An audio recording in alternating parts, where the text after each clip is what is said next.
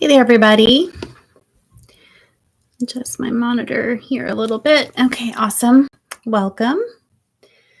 Welcome to today's energy update. It is Wednesday, April 17th. So I will just mindlessly talk about some stuff before we start the energy update, give everyone a chance to hop on the live. We are going to talk about some astrology stuff first.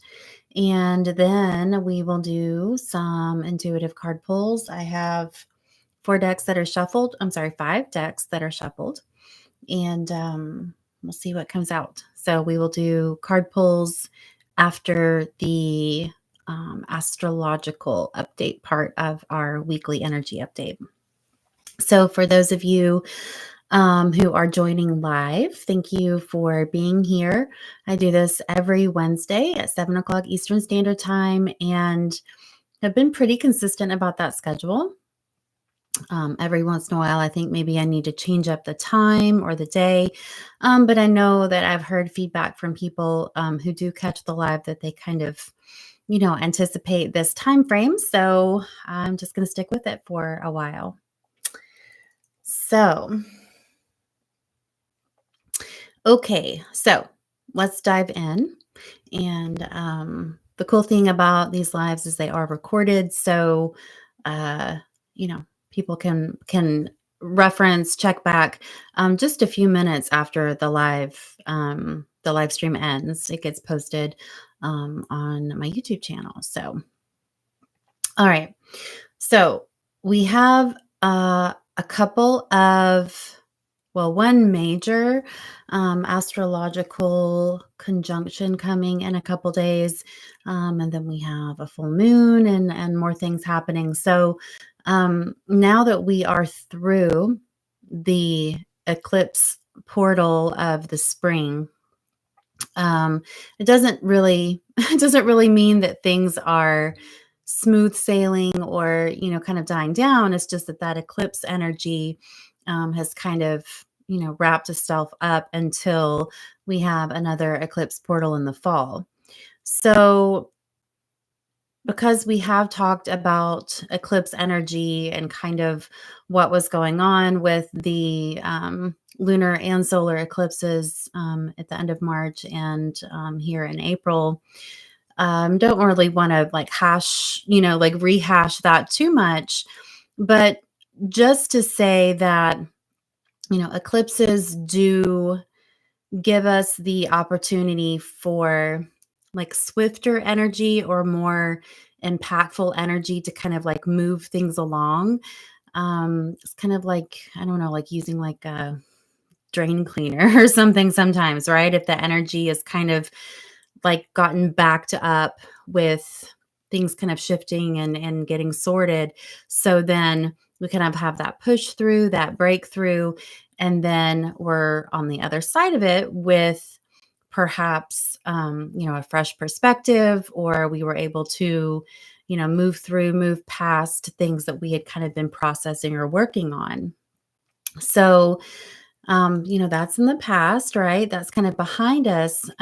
But we have, of course, because we're just one planet of many in just our solar system. And then there's, all of the different planets and the sun and the moon, and then all of the constellations as everything is kind of moving, things will line up and they will aspect each other.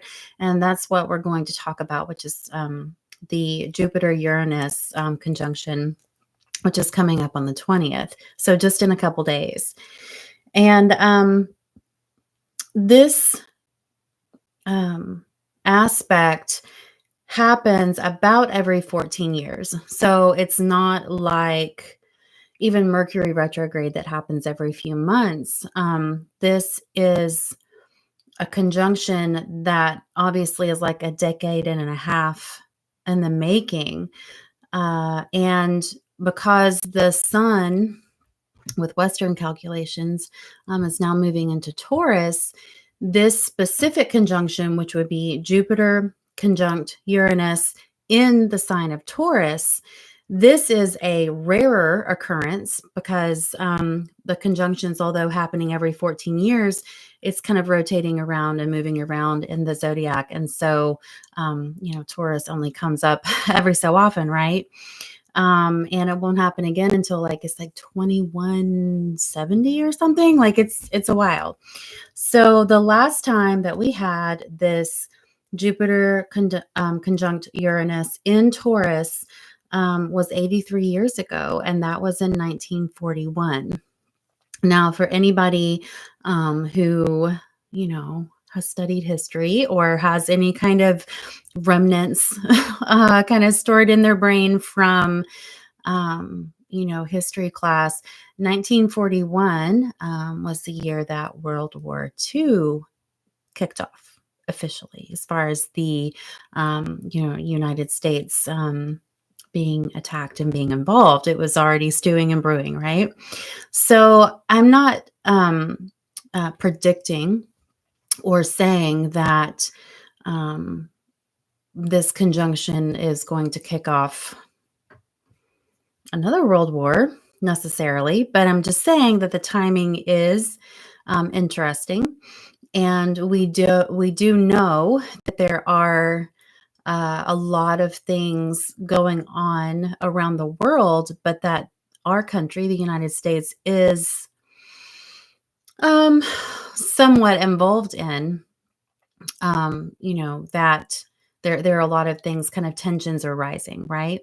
So the conjunction Jupiter Uranus is on the 20th, and so um, it could be a pivotal time of something happening on the 20th.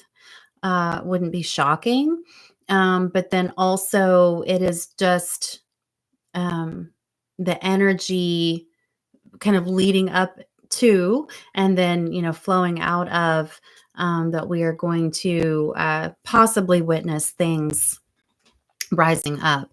Now, Jupiter is the planet of, it can be the planet of luck, but it is an expansive energy. It can be kind of like fresh ideas and thinking, and things that are not necessarily planned, right? Kind of um, linked to the wheel of fortune card and tarot. And then Uranus is like the planet of surprises, of unexpected events, but also the energy of kind of like, what, like shaking things up, what needs to be broken apart, or where does that breakthrough need to come in. So it's another one of those energies that the change that happens is in the long run for our highest good. But when it happens, when the dam breaks, when the new information comes out, when something happens, initially, it could be upsetting. Initially, it could be uh, feel very chaotic, right? Because Jupiter with that expansive energy, kind of excited energy, and then, Uranus like sneak attack, right? So it's just potentially volatile, right? And it could kind of go in many different directions, and could also, come from many different directions. So yeah, so it has kind of been a much anticipated peak day in astrology for this year. It is an important day, energetically speaking. Yeah, it'll be interesting to kind of see, I think, um, what we see kind of manifest in our physical reality with the energies of these planets. Yeah. So if you all have any questions about that, or kind of want to dive into that a little bit more, definitely leave a comment, or ask a question. We will see you with the cards too a little bit later, if there's any advice or insight that comes through that way too. Let's see. Leading up to the day after this conjunction, we have the full moon. And the full moon is in Scorpio. And let's see, exact at 7:49 p.m. So Scorpio is a water sign, and Scorpio is very much the ruler of our emotions, but what is really like in our unconscious, our subconscious, what is below the surface.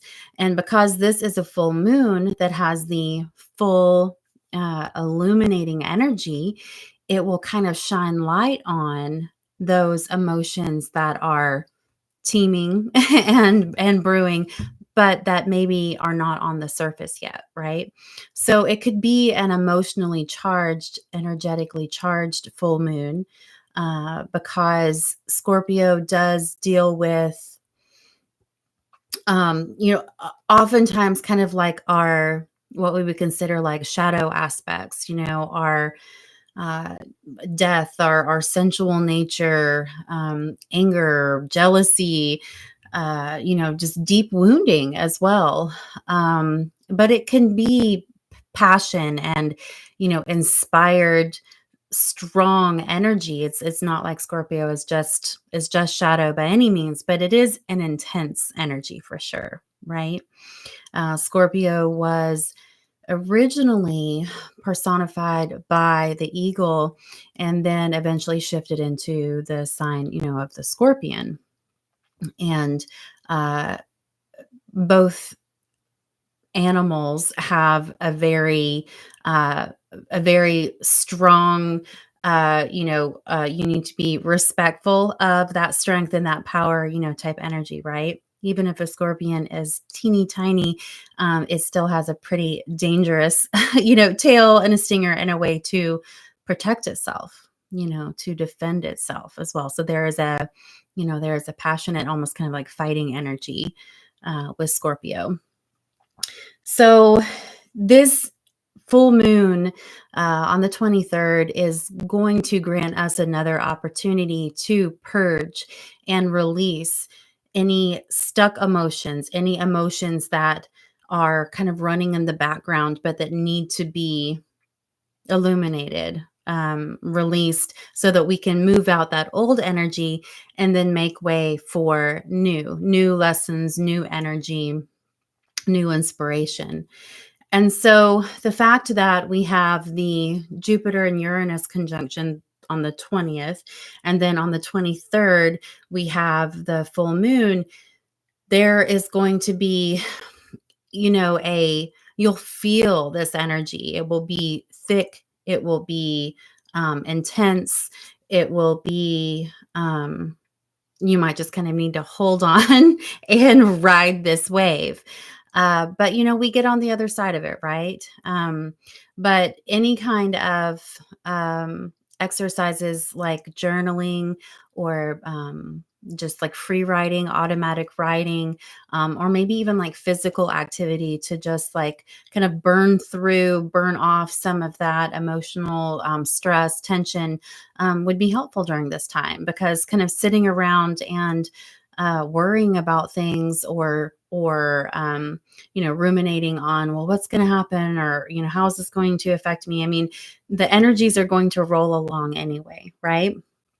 And there's really not a lot that we as individuals have control over outside of ourselves. And so maybe every time you feel yourself kind of getting caught up in the energies, or kind of like swept up, stirred up, then just do something that is very restorative for your mind, your body, your spirit. And since the sun is now moving into Taurus as well with tropical calculations, Taurus is an earth sign. And so anything that affects earth, like our planet, but then anything that affects our physical well-being, our body, there are going to be things that are beneficial for us to do, to kind of work with the kind of pressure applied on earth or physical bodies, and then things that would be detrimental to our well-being and health, like overindulging, in food or drink would not be a good way to deal with the stress that you may be feeling, right? So maybe come up with a few ideas of things that you can do that are um, proactive, that are productive, that are holistic and good for you, so that you're not just like stress eating, when you're worried about what's going on in your life or the state of the world. Because with this Taurus energy, it is earth energy, and it's, the physical earth, our planet, our physical body, but then also other aspects of the physical, like money and abundance and our finances. Taurus is ruled by Venus, just like Libra is, but it is more of the um, what has value in our life, right? The more tangible things of value. And so with this potential, like, I guess, upheaval with the Jupiter Uranus conjunction, uh, there could be an effect on resources, our monetary system, how we value things, and how that energy is exchanged, and you need food and it costs this much, but is this paper dollar actually worth a dollar, kind of thing, right? So uh like I said kind of at the beginning, I feel that these changes, these big shifts that eventually do trickle down into our own personal life, but it may seem like it's kind of across the world right now, or maybe it's like not quite in your neighborhood now, or yet, or whatever it is. um we are all going through these changes together, and sometimes change can be really, really hard or scary, but it's like growing pains, right? And then when we kind of get through that initial burst of energy, that almost like the wheels, the cogs in the gear were kind of, moving, but old and gummed up with a bunch of just stuff, right? Just like the accumulation of years and years and years of stuff. That finally, one of those, the wheel is going to maybe kind of like the wheels are going to get stuck, and then there's going to be the pressure applied, and then something's going to break loose, and it could be scary when stuff breaks loose. It could be like, oh my gosh, this is an emergency. But then it sheds light on, okay, this old way of doing things, this old energy, this old system was outgrown, and we're going to either invent something new or develop something different or more effective, more efficient. And then there is that new energy that is on the other side of this change. So just hang in, and hang on, and uh, yeah, I mean, we're just going to keep moving forward, right? Hurtling through space and time, and this gentle spiral, whether we want to or not. It's just kind of how our reality is, how it's kind of structured in our experience. So it is what it is. Also, we do have a little bit, uh, like one more thing that is actually beneficial, but Mercury will be going direct on the 25th of April. And Mercury has been retrograde since the 1st of April. Of course, governs communication, how information goes from one point to the other. And you may have felt the stress and strain of that sluggishness of energy, confusion, things kind of misunderstood or misconstrued during the last couple of weeks. But as Mercury goes direct, then we will have more of the beneficial, helpful information of Mercury, the messenger, easing that energy forward. But of course, it could also be that with the Jupiter Uranus conjunction, with the full moon in Scorpio, then we have Mercury going direct. And so all of a sudden, it's like all this stuff that uh, was, you know, loosened up and uh, broken free in this eclipse season, and then this kind of push intense energy of this the conjunction and the full moon coming up, and then Mercury goes direct, and then it's just like a- anything that was hanging on the last little bit is like released, right? Is onward and upward. We are moving forward. So although Mercury going direct is a positive influence, it could be a little overwhelming because all of a sudden it's like information is moving more swiftly, right? All of the things that you've been processing yourself personally or working through, letting go of, setting intentions for new, all of a sudden it's like it's coming at you very fast, or you feel like you just need to get all of these words out, right? Speaking your truth. So I think that the general theme for the weekend, the week coming up, is definitely that the energies are going to be intense and kind of unavoidable. And we're here on Earth, and there's all these other things going on that do affect us, and so come up with your survival plan. And I mean that, like, how are you going to get through these intense energies and kind of be productive or restful, and don't get like frayed around the edges, or burnout or overwhelmed, right? So what can you do, kind of put in place for yourself to kind of just prepare, just so that you can, be, it's not like you have to be happy and positive all the time, but it's so how you can get through this and know that you're going to get through it, right? So, does anybody have any questions about any of that astrological talk, energies in general? I'm happy to answer questions or speak on that before we move into the intuitive card pulls. Oh, there's one thing I wanted to show you guys too. The Schumann resonance. And I know I have a little bit of a reflection here, but where it says last half hour, and then below that, you see the white, yellow, red, the very intense. Let me see if I can do this. Yep, right there. It's always backwards for me. So these are the energies over the last, let me look at it, 6-8 hours. We have an amplitude increase. It's at, was it 71 was what it peaked at. We've been getting a lot of these Schumann resonance spikes over the last couple days.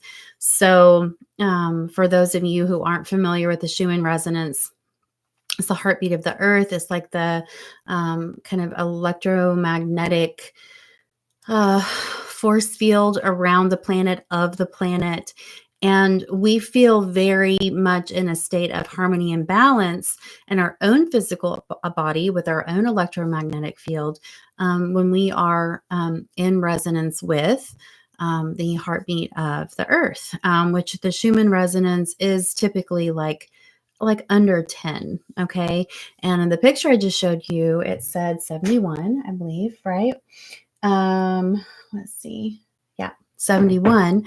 So that's a huge increase in the amplitude of the Schumann resonance. So if you're feeling tired, if you've got headaches, if you've got body aches, if you're feeling kind of panicky, if you're feeling kind of confused, ringing in your ears, anything like that, those can be like physical, or if you're feeling like overly emotional, or kind of outside your typical emotional wheelhouse, that can all be because or in part because of the Schumann resonance being spiking. And people do, not all people, but there are people that believe and think that when we do get these spikes in the Schumann resonance, that just kind of like what I was talking about with astrology, is that in the intensity of it, it may feel very overwhelming. It may feel like something's wrong, right? You're like, it doesn't feel normal for me to have a headache. It doesn't feel normal for me to be really tired, or, whatever it is. But it is like an intense energetic laser beam on your physical body and on your emotional body and your energetic body. And it is kind of like a cleansing and a clearing. Because when we our bodies, and I've talked about this before about how we have all of these different bodies, our auric body, our energetic body, our physical body. When our bodies are basically raising, the vibration is rising up, we have to clear old lower vibrational energies to that they're weighing us down basically, or slowing us down, to move into those higher vibrational frequencies.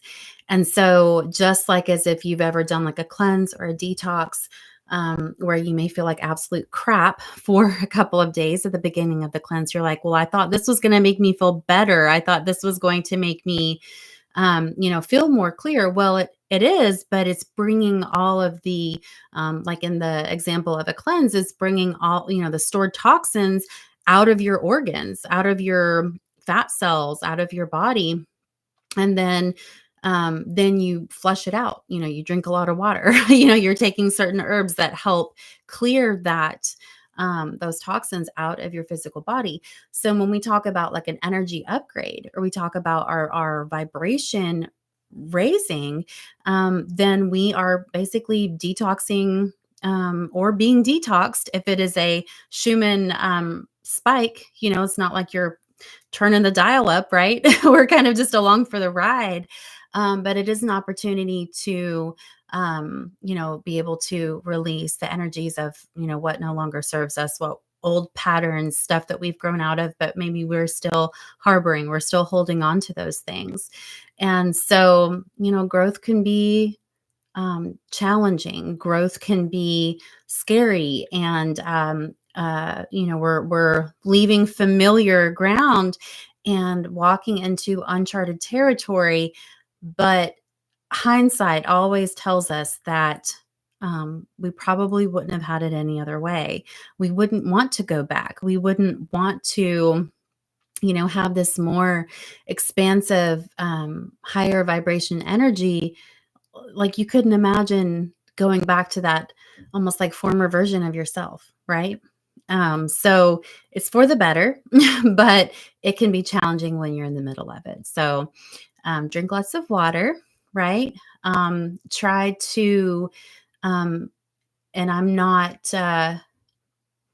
recommending or saying that anyone, I'm just stating this, but that anyone should be on a strict plant-based diet, or anything like that. So that's my little disclaimer. I'm also not a nutritionist or a doctor, but if you, through these times where you're energetically detoxing, kind of stay with higher vibration foods, foods that are like fermented, foods that are like raw, kind of closer to how they came out of the ground, right? Fresh fruits and veggies, sprouts, things like that. You may really, your body may really enjoy the support of those vitamins and minerals right now as well. Sometimes people do find that this higher vibrational energy just feels overwhelming. You don't feel grounded, you feel spacey, things like that. And it's an unpleasant feeling for some people, right? And sometimes you just might need to take on an activity that is incredibly grounding, right? Or do something that is very physical but restorative in your body. But you can also lower your vibration, by eating denser foods, by eating meat, dairy products, things like that. But if your body is trying to cleanse and detox, denser foods like that may provide you like temporary grounding, like comfort food, if you kind of think about that. But it may slow the process down of what you're kind of inevitably going to do anyway with the detox, with the cleanse, right? So just keep that in mind. But listen to what really feels right for you, as far as, what you're consuming. And this is like food, and this is drink, and this is, social media too, right? What kind of movies you're watching. So what you are consuming, maybe try to give yourself just a little bit of space to be a little more intentional and a little more conscious about that. And this growth spurt will probably run much more smoothly for you instead of kind of you being kicking and screaming, holding on to the old baggage that is going to eventually be done away with regardless if you like it or not. So, yeah.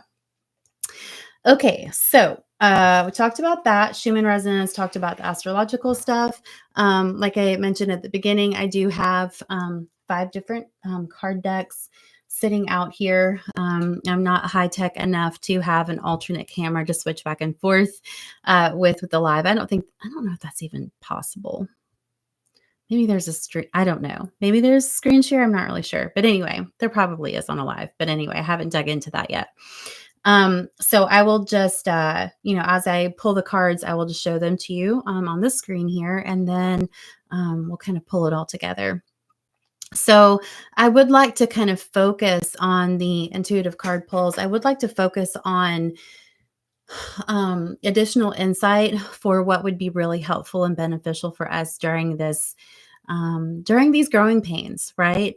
And I feel like to focus on, yes, over like the next, week through the end of the month is going to be like probably the most pertinent advice or information.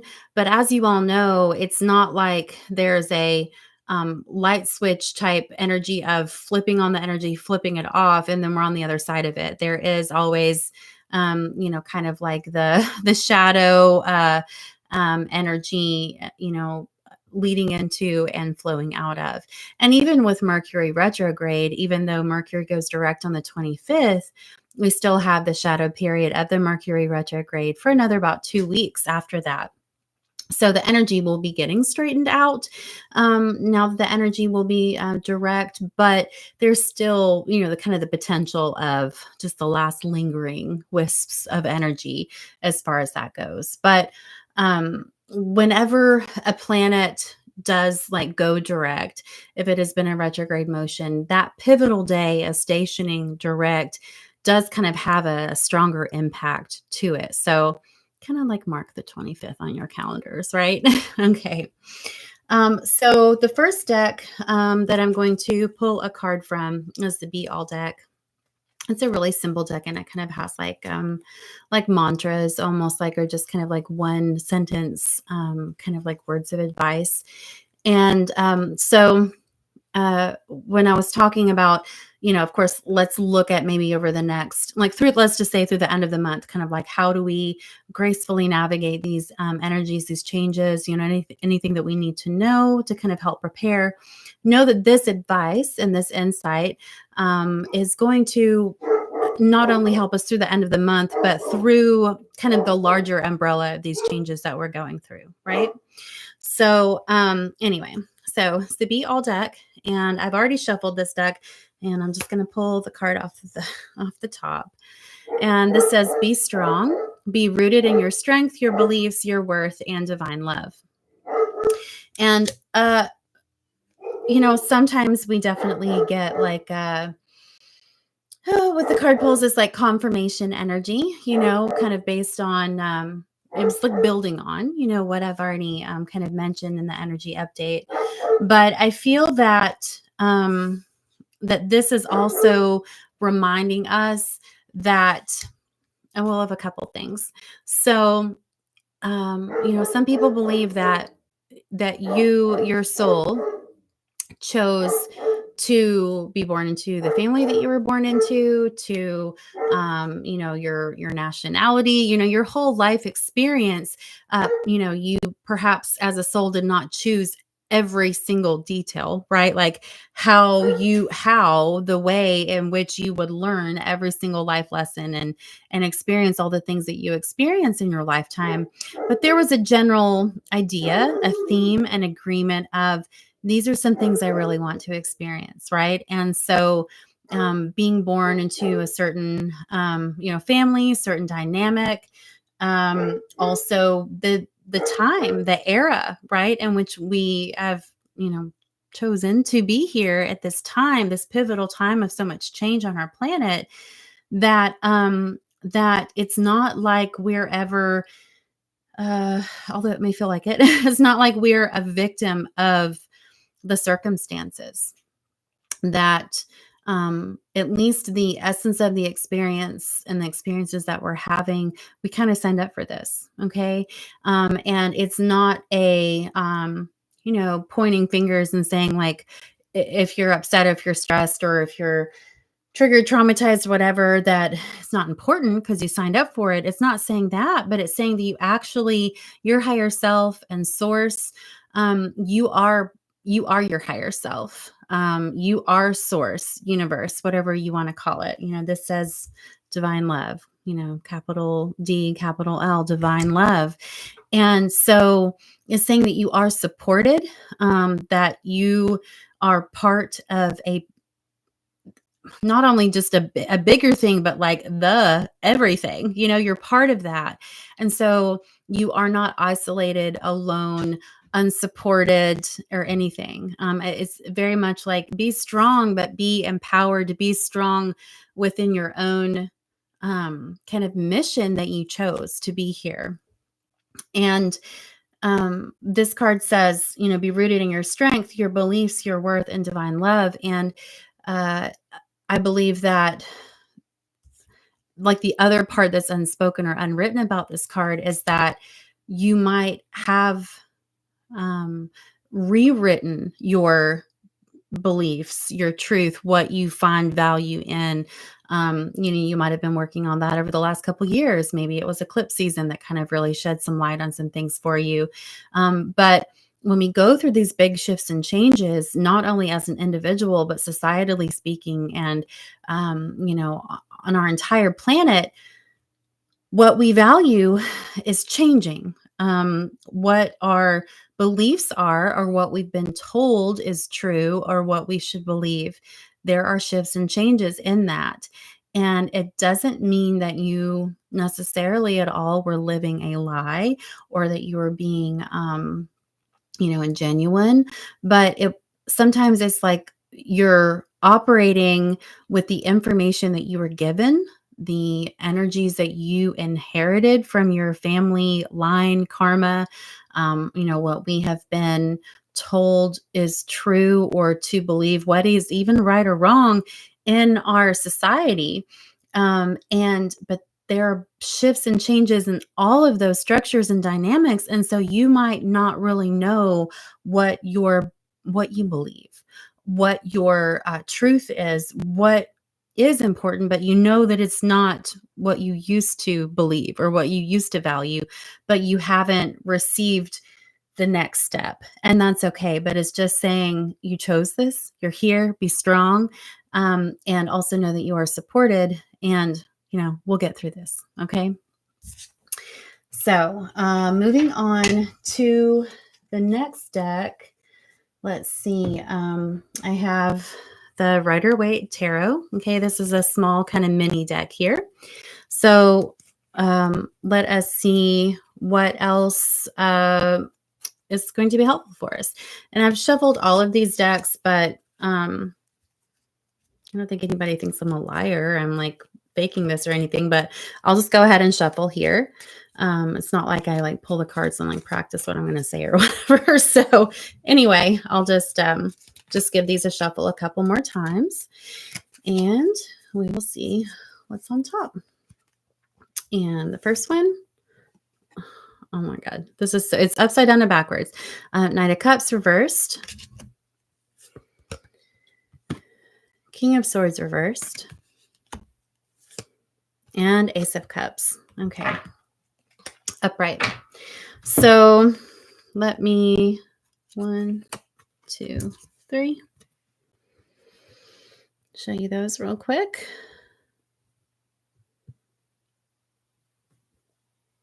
All right. So without diving in very deeply into the traditional, tarot card meanings. I will say, just like looking at both of these kind of like male cards reversed and then the Ace of Cups upright, I feel like this is speaking to the kind of the paradigm of the patriarchy, that energy.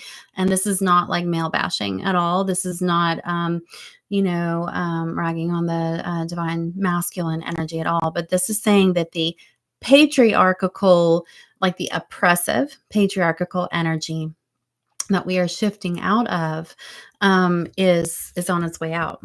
Okay.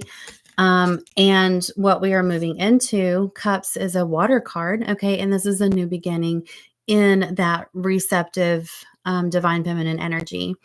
And it is not saying, with moving out of that oppressive, um, patriarchal energy, that's bad, and that the feminine energy is more preferred.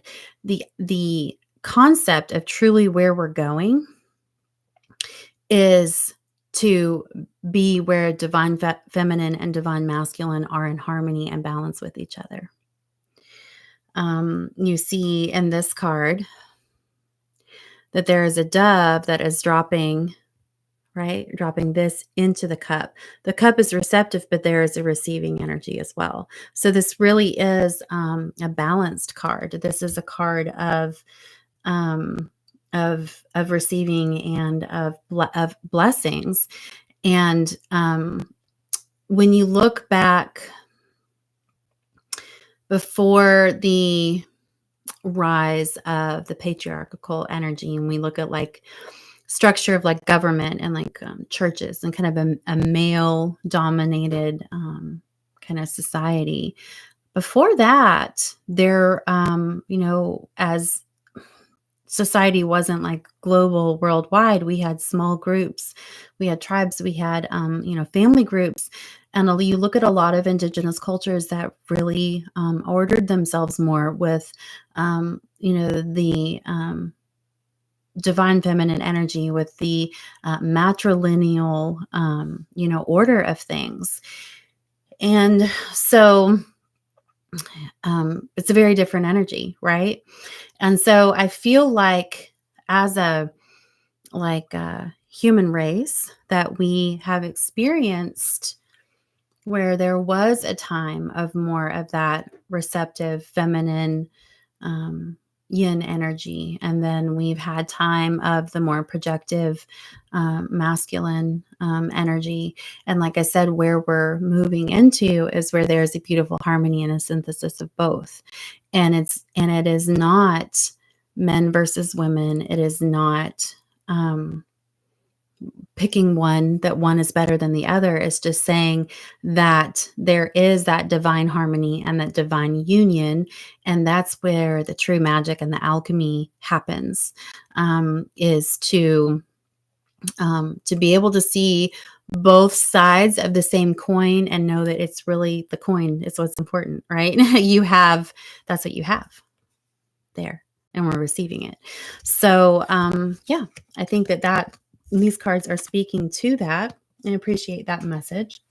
One thing that kind of raises up for me to say as well, I guess, to build on that message, is that any comparison, and this could be any kind of duality, this can be equal opposites, but any comparison other than that is one thing and that is another. But any comparison where then people start arguing, well, this is better than, it's not only different, but it's better than or worse than the other. That division kind of it rips apart everything: structure, flow, relationships, interactions. And yes, the earth plane is, our existence is in duality, but it is not the duality fighting. It is the balance of the yin and the yang, the light and the dark. And it is saying that when you have both pieces and both parts, then everything is, then you have the whole thing, right? And so where humans get really, really messed up, or where I guess they mess up, and it's just an experience, but it is not just observing and saying, um, this thing, I mean, let's just say an orange, an orange, like a fruit, an orange is an orange. They're orange and they smell like an orange. The texture of the orange peel, what that feels like, what an orange tastes like. And then you have an apple, right? And, there are lots of different colors of apples, but let's say that we have a Granny Smith apple and it's green, and the skin feels different and the apple tastes different. And they could even be the same size or similar, but one's an apple and one's an orange. And really, one isn't better than the other. They have different attributes and different vitamins and minerals, and they will fill your belly just the same. But one's an apple and one's an orange. And then when we start fighting over, oh, well, no, I'm team apple, I'm team orange, whatever it is, and it's like, A, what's the point of that really? Two different kinds of fruit. But then we start like maybe hoarding our resources, right? Or it's just like, well, you're, lesser than if you're on team orange and we're on team apple. I mean, this infighting is ridiculous. And I understand that we get competitive because we're fearful of like, what if we don't have enough resources? What if we, what if the other team, tries to hurt us, or whatever it is. But if we came together, and this is families, society, planetarily speaking, whatever, if we just came together and respected each other's differences, we were able to observe and see that we are different, whether it's the sexes, or it's, the color of your skin, or if you like apples or you like oranges, or whatever it is. And without judging, judgment is where we get tripped up. Yeah. And, we're our own harshest judge of ourselves as well, right? We compare ourselves to other people, and that always trips us up. So be observant, see the differences, see the strengths and challenges in everything. But to say this is better than the other, and to come from that place of judgment, is where it's a slippery slope for sure. Sarah says, interestingly enough, she just ate an orange and she's about to eat an apple. So yes, be inclusive, don't judge. Right.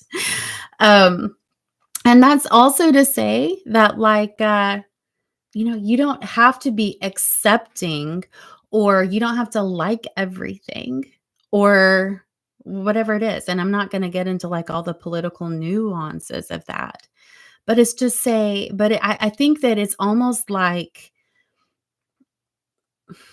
the current environment is that if we have, like, we know we have differing opinions or preferences, or, that like I look this way and somebody else looks a different way, that people are, people can make some very strong assertions that their way, their opinion, their preference, their like, dislike, whatever, is the right way. And then the opposite of that is the wrong way. And uh there are very few things that are really that black and white. And when you really look at the universe and how energy is, there really isn't any good or bad. And I know that as a society, we do have to say some things are morally or ethically wrong or not acceptable or bad. And I get that, right? We're humans. We're having a human experience. But there are a lot of um, there are a lot of things that people argue about and infight about and kill each other over, and all kinds of things that are really more preference or opinion than fact. There are very few facts, I think, to be honest. So maybe just, um, look at things and filter things with a little bit of perspective. um, comparison, contrast, but without judgment. All right. So I am going to pull a card here from this is called Wisdom of the Oracle. I think I love the back of these cards, and I think like I love anything ocean, and I'm definitely drawn to these beautiful like nautilus shells. But I think it's so interesting that they're on like the background is red. I mean, it's very much that duality energy, this fiery red with the beautiful like oceany blue colors. So this is Wisdom of the Oracle. I have shuffled these, but I'll just do a couple more shuffles and pull a card or two. Okay. First card is New Life. Second card says Imagine. And the third card says Breathe. All right, so let's look at these three cards. Oracle cards always have like, a guidebook that has the artist designer like interpretation of what these cards mean. I always love to look at oracle cards and kind of just see what images like really pop out to me as well instead of reading the guidebook. That's usually what I do. New Life, we have a little winged creature. She's like a little fairy. She's sitting on a column. One thing that really does stand out to me is this flower here on the column. And this card says New Life, but looking at this column too, it almost reminds me of something that you would see like in a cemetery. Like a carved stone thing. But then we have these rays of light, kind of shining up. She's waking up, right? So, I don't know if you all have like done yoga and then in your yoga practice. Oftentimes, like at the end of like a yoga class or a yoga session, after you've done like your shavasana, like you've been like maybe in corpse pose, right? Corpse like the end, like you're the physical body is done and metaphorically dead, and then you have time for the meditation and kind of just to be able to like soak in all the healing that you received in that yoga session. So you do that, and then you roll over onto your side into the fetal position. And you hold, that pose for maybe a few breaths or for a few minutes. And, it's kind of a way to kind of just gently move yourself, your energy, your awareness from the end and then into the beginning. And then after you've been in the fetal position, then you sit up and then, all right, here we go, right? The yoga session is done, and I am in acceptance of and receiving of this healing, and now it's going to be integrating into my body, into my energy field. And that's the energy that I really get with this card, is that in order to have a new life, in order to have a new beginning, that something, an old way of doing things has to die.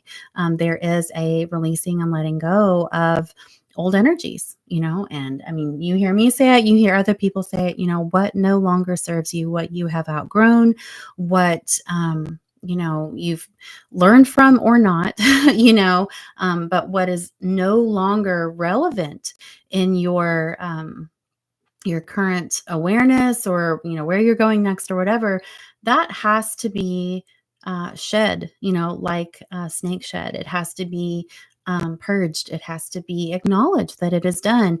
And then that's when we're able to step into that new life. Because if you're trying to step into a new energy, a new life experience, whatever it is, and then you're either still holding on to the energy or conditioning or whatever from the past, trying to like run that program, but then say, oh yeah, but I want something fresh and new. It You don't really get the full new experience, right? Because you're just like trying to like juggle all the old luggage plus like step into a whole new experience too. And it's just like you don't really get a fresh new experience. You get something different maybe, but you are still burdened by the old energy. So there is a time to release and let go of bury, it's dead and gone. It's done. And just like the past, we can't go back to the past, right? Back to the Future did it. They went forwards and backwards, but I don't think we've really figured that out. So, where you are now is in the now, in the present moment. That's where your physical body is. That's where your awareness is. It's hopefully where all your energy is. And so, what's in the past is in the past. But there's no reason to really try to bring that into the future if it is something that is no longer serving you. Okay. So, the next card says imagine. And we have crescent moon here, very kind of oceany, sky ethereal. And there's someone in the middle there pointing up at the moon. And honestly, first thing that came to mind when I saw this, um, let's see, it looks like there's actually, oh, okay, I see that. I don't know if you can see it. Probably not, but there's actually like there's a string on her finger, and the string is attached to the moon. It's like a balloon. Is actually what the imagery is on this card. But what I saw when I first looked at this card, this kind of figure in the middle, is it looks like the Statue of Liberty. Right? That's what it looks like to me. So intuitively speaking on this card, I will go with again the energy of um, like, what does the Statue of Liberty mean to you? When you think of the Statue of Liberty, you think of what she represents. If you're a history buff, I mean, like the whole story, about how it was a gift, it was given to us by France. Or the Statue of Liberty, like so many people who immigrated to the US, like that might have been the first thing that they saw, when they were like approaching the United States and coming in through Ellis Island and all of this, right? So that's kind of the feeling that I get with this card is um, not that you have to only consider the what would be like positive or uplifting kind of references that come to mind when you think of the Statue of Liberty. Okay. But it is it's like that fresh start energy. It is that seed of potential energy of a new start, a new beginning, new ideas, a new land, a new, new opportunity, right? Breaking away from whether it's, and this is kind of all metaphor, but like your place of origin, and saying, I'm stepping out on my new trail, on my new path, right? I'm doing something different. And some people may have like negative associations with the Statue of Liberty. Maybe I'm not sure. But just for the exercise of kind of looking at the meaning of this card, what does the Statue of Liberty or something like that, like, how does that make you feel if you were someone who was not born in this country and that was one of the first things that you saw? What would that feel like? Right? I don't know if you've ever visited the Statue of Liberty. I've been there a couple of times, and it's pretty iconic.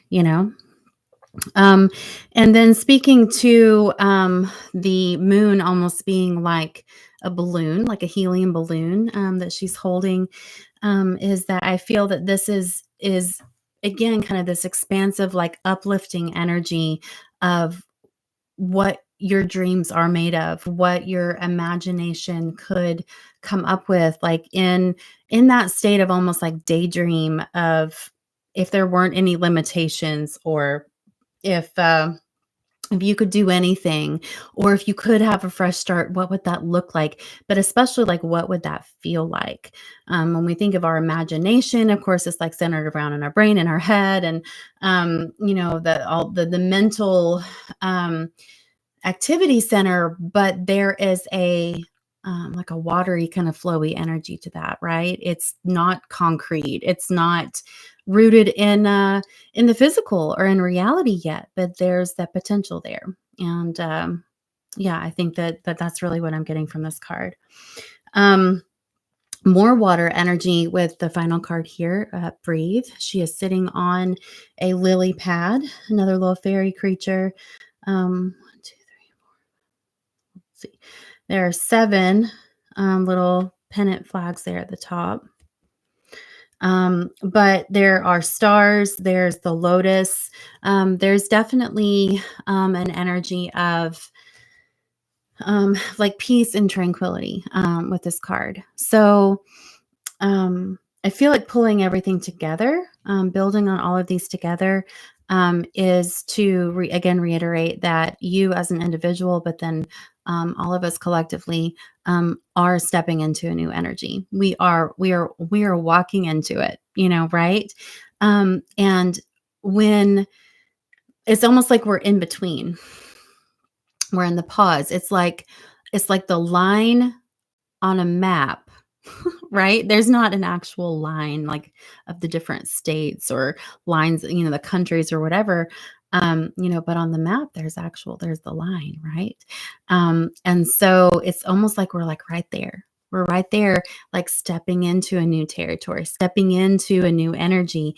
And there's that pause where you still have time, because you have released the past and those old energies. You still have time to set your intention. And it's like, what brings you peace? What is the energy that gives you a little breathing room, that makes you feel like you are in that state of gratitude and being held in safety and security, and having your needs met and all of that? But it's like, if we hold on to the old energies and the conditioning of the past, and this could even be like not just in your life experience, but it could be the information that's stored in your DNA from your ancestors and your lineage, that they experienced, those, experiences of, doing without and shortage and fear or more or whatever it is, right? And so if you're holding on to that, those energies, even subconsciously, that it's going to give you a different lens to look towards the future with. Some people call it being jaded. Some people, call it being practical. I don't know, but we limit ourselves so many times, playing it safe, or saying, well, at least, I may not have experience with this, or I don't know what it's going to be like. So the sure bet is to just keep repeating what I'm doing, to play it safe, right? And I'm not saying to just be like all out risk taker, or just to throw all caution to the wind. I mean, you do have life experiences that kind of keep you alive, and keep you kind of aware of the situations around you. But when we're stepping into such a new energy, these are uncharted waters for everyone who's alive right now, which I find to be very exciting. But yeah, to be a little nervous and kind of not know what to expect is normal, and that's okay. But don't let your fears, or don't let your yeah, that's kind of the big thing, I guess. Your fear, let's just call it that. And there's a lot of other things it could be too, but don't let that hold you back from stepping into the new life that has so much potential and so many like awesome new energies that you also came here to experience, right? Because like I was saying earlier, like, if you believe that you chose this lifetime, this version of you in this time of change and upheaval and all of that, you also chose what's on the other side of that. You're like, I also want to experience that. So you set yourself up for success. I don't think you set yourself up for failure. Regardless, it'll be an awesome collection of experiences. Okay. So I am going to pull a couple more. 804. Okay. That one kind of flipped. I'm not going to go with it. This is Sacred Traveler. I'm going to pull one here, and I'm going to pull one from the Spirit Song Tarot. This says Discovering Truth. You stand in the light of truth. And then let me pull one from Spirit Song Tarot here, and then we will put this together. All right. Six of Feathers, Air card, the Dragonfly, Transition, and Insight. So looking at these two cards together,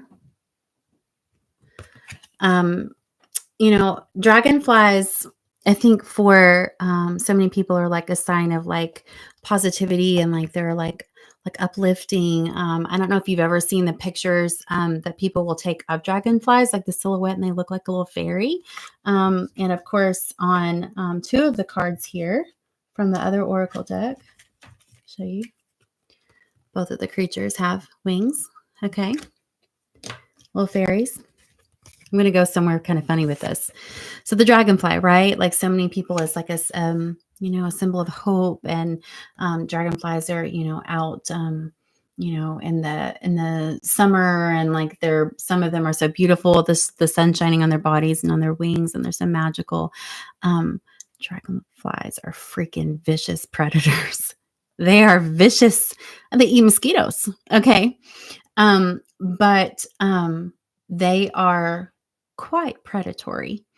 And so it's kind of funny in the perspective of, as a human, or as dragonflies maybe, are kind of given this fantastical kind of magical energy. And it's not that they don't have that. Okay. But there is the other side as well. And the totality of that is truly what a dragonfly is, right? It's not like they're just, little benign fairies. In certain, if you were a mosquito or maybe a larva of some other insect, like here comes the dragon, right? And even with fairies, when you think of fairies, like the cards that I showed you from the oracle deck, fairies sometimes a lot of times are depicted as these adorable little impish, creatures that are, cute and beautiful, and lighthearted, and they love flowers and all these things, right? But really, in the realm of the fae, there are lots of different kinds of fae creatures. There are different kinds of fairies, that, there's maybe kind of like a sweet little innocent, almost childlike, energy about them. But then also, like, they can be tricksters, they can be very selfishly motivated, they can, um, there's stories of people being captured or disappearing into the realm of the fairies, right? So, and you see that there is also the duality of that. And so I think that it's almost like the message about the dragonfly and about the fairy imagery is that if you just try to lump something all in, like, well, that's just good, or like, where you're told, oh, like, this is the only characteristic of this thing, then it kind of is almost more neutral, because you don't have, like, it's not well rounded. It doesn't have something that is going to balance it out. But when you look at the light and the shadow of something, which everything actually truly has, right? You can be like the most loving, gracious, giving person, but there's no way that you are that way 100% of the time. We all have a shadow, right? And it makes us well-rounded. It gives us the depth of the experience and the expansion of the experience. So, yeah. So look at, again, speaking about duality and, comparing, just, you can say, well, that's a dragonfly, right? But it's like, it is beautiful, and, it makes your heart soar every time you see it. And it's like a sign from the universe, but it is also a very impressive predator in the insect world, right? So yeah, like, it's not like, well, dragonflies are bad, because they, are vicious predators too, right? And it doesn't mean that that's just part of them, right? And I think it makes them more charming, right? So anyway, and then looking at discovering truth. Let me look on this card. There is someone that has a basket on their back. There are sheep in the background. It really looks like there's almost kind of like three ages of males on this card. The youngest one has the basket. Then you see there's an older gentleman that has the cane. And then the other person here who's kind of like a, just like an adult, but maybe kind of middle age. And so it's almost like the trinity of the male energy as well, right? Instead of a maiden, a mother, a crone, we have, the youth, we have um, the the man, and then we have like the sage or like the grandfather energy. And this I believe it says you stand in the light of truth, but I think that this is speaking to not only are there kind of what different aspects of what is true based on your perspective. Okay. The youth here is also, maybe stronger. He's young. He's virile. He doesn't get tired quickly. So he's carrying, this basket that maybe has food for everyone here. And yes, maybe this man, he could be carrying it. He could be, but maybe his life experience at this point or his wisdom is actually better to assist this person, this elderly gentleman that has to walk with a cane. And so it's saying that in like the youth, the man and the old man, one isn't better than the other, but they all have different perspectives and experiences and can almost all like contribute in different ways. Even if it's like, he could carry the basket, but he's carrying it so that he can keep an eye on, the old guy, right? And maybe the old guy like couldn't carry a basket, and he can't even traverse this whole pathway himself, but he's pointing off into the hills. He's maybe, talking about his experiences as a youth or as a young man. He maybe knows from experience how to take care of the sheep or like where they're going, these landmarks, right? So it's like everything has value. One is not really better than the other, but they all have different energies that you can appreciate, right? Learn from, and all of that. So I feel like that's really what the message is with this card. It's like not comparing and saying that, well, it's better to be the youth, that is strong and has all the energy in the world and can carry all this stuff. Yes, it has a very important job, but he probably doesn't know where they're going. He's helping, he's following along, and these guys know where they're going. This dude probably knows where they're going more than anybody, right? He's traveled this road before.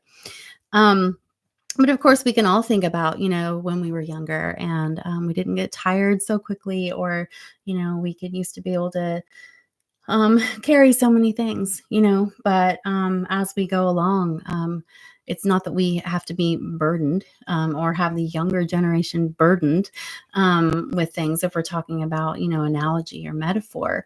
But you will see kind of like the passing of the torch as the responsibilities kind of are passed to, future generations and things like that. But, our experience, our knowledge, whatever, still has validity as well. But we are all, there's a little, I don't know if you can see this right here, the little signs, saying this way, that way, pretty much. We're all traveling together. And to stand in the light of truth, I think this is saying keep it simple, because what is actual truth, what is actual illuminated truth is in a way all encompassing, but it's very simple. And when we get um, as individuals or as groups of people, we get really, really hell bent on, well, that's what's true or that's what's right. And anybody else who doesn't believe that is wrong. We're going to fight you for it, or we're going to, put you in your place or whatever it is. A lot of that is opinion. And when people make assertions, you you can say, this is my opinion, right? But a lot of a lot of people speak about things that are opinions, and they speak about them as if they are facts or they are true. So maybe ponder that a little bit. Certain things that were truths or beliefs that you had that are actually not a fact, or isn't a foundational truth. It just might be an opinion, and maybe that will help you. stop being so judgmental of yourself, but then also of others as well, and be more of an observer and a participant instead of judgy, right? Um, and the way that we tap into what is true, what those core fundamental foundational truths are, is remembering that we are the universe experiencing itself. It is us truly tapping into all that is. And you do that through meditation. You do that through yoga. You do that through going on a walk. You do that through observing, people watching, being out in nature, watching your dogs play. You do that in creative flow and expression. It gives us a momentary window into, wow, this whole life experience is truly phenomenal. And what a unique experience it is to have this little blink in time as a human, um, in this playground that we call Earth, right? As a human. So, yeah, I think that's how you realize really what truth is and what is true, is remembering who you are and what you are. And there really aren't many. There probably are very few words that can actually eloquently describe what that is. It's more of a feeling, right? So I hope that as you traverse these energies, these shifts, these changes, that you give yourself a little bit of grace, that you give other people some grace too. When we see very upsetting and frustrating things out in the world, I think it is normal or natural to be scared or to be angry or very opinionated and all these things.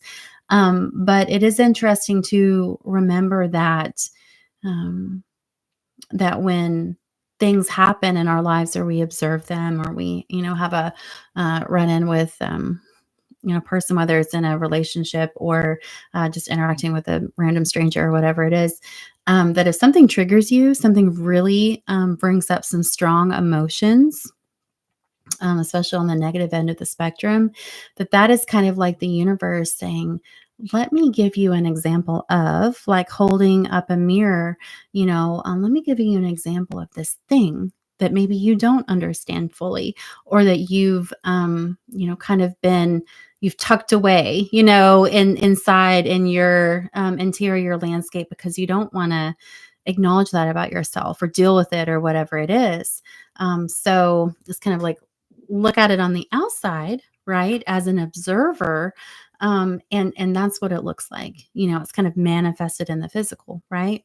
And especially with shadow work or healing through things, something that is challenging, something that is upsetting, when we're able to really see it for what it is and almost like the energetic themes or nuances that that thing represents, then we experience the alchemy of the healing within ourselves and accepting ourselves. That's when we do shadow work and we integrate the shadow. It is saying just what's on the surface, and the light and the love and light, happy version or positive or whatever it is, that's just one half of me, right? That's just one part of you.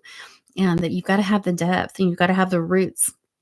And you have to add the other things, the duality that gives you the contrast and the comparison to understand the full picture, to be a full human.